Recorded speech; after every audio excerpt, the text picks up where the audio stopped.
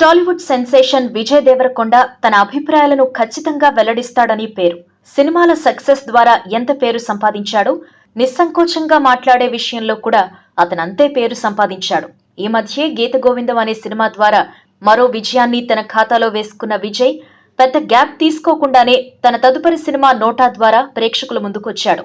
ప్రస్తుత రాజకీయ పరిస్థితులపై తెరకెక్కిన ఈ సినిమాలో విజయ్ దేవరకొండ ముఖ్యమంత్రిగా నటించాడు. నోటా సినిమా ప్రమోషన్లో భాగంగా విలేకరులతో మాట్లాడినప్పుడు తనకిష్టమైన రాజకీయ నాయకుడు గురించి స్పందిస్తూ తనకు ఆంధ్రప్రదేశ్ ముఖ్యమంత్రి చంద్రబాబు నాయుడు అంటే అభిమానమని, ఉమ్మడి ఆంధ్రప్రదేశ్ ముఖ్యమంత్రిగా ఆయన పరిపాలన చూస్తూ పెరిగానన్నారు. విజయ్ దృష్టిలో ప్రస్తుతం ఉన్న వారిలో ఎవరు బెస్ట్ ముఖ్యమంత్రి అన్న ప్రశ్నకు ప్రస్తుత ముఖ్యమంత్రులపై స్పందించకుండా ఈ సమాధానం చెప్పారు. చంద్రబాబు నాయకత్వం, ఆయన పరిపాలన చాలా బాగుంటాయన్నారు. హైదరాబాద్ను విశ్వనగరంగా మార్చింది మాత్రం ఖచ్చితంగా చంద్రబాబేనన్నారు. పరిపాలనలో టెక్నాలజీని వినియోగించడంలో కానీ, అకౌంటబిలిటీని పెంచడంలో కానీ మరెవరిని చంద్రబాబుతో పోల్చలేమన్నారు.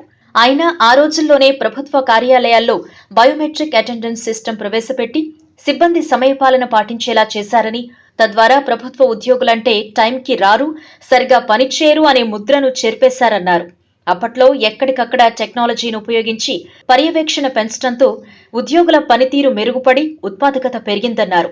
అయినా కూడా ఆ విధానాన్ని ప్రవేశపెట్టినందుకు కొంతమంది ఉద్యోగులు చంద్రబాబుపై కోపం పెంచుకున్నారన్నారు. ఈ వీడియో మీకు నచ్చినట్టయితే లైక్ చేయండి, షేర్ చేయండి. మరిన్ని ఇంట్రెస్టింగ్ వీడియోస్ చూడడానికి మా ఛానల్ కు తప్పక సబ్స్క్రైబ్ అవ్వండి.